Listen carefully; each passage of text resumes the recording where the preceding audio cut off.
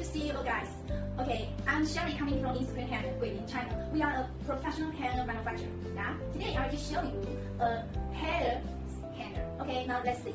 This is the hair hanger. Okay, now I will to show you how it works first.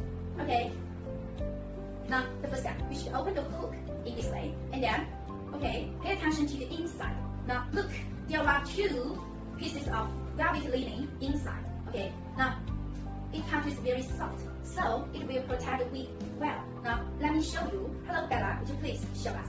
Okay, now we put the wig inside and then, okay, lock the hook. Yeah, you see? Hey, you see? Yeah, it keeps the wig well, right? Now we also have a back view. Okay, now we can customize the logo on the hair hanger and on the back too. Okay, now this bag will have the wig. Okay, keep in good conditions. Okay, yeah, we can put the whole wig with these hangers inside the bag. Yeah,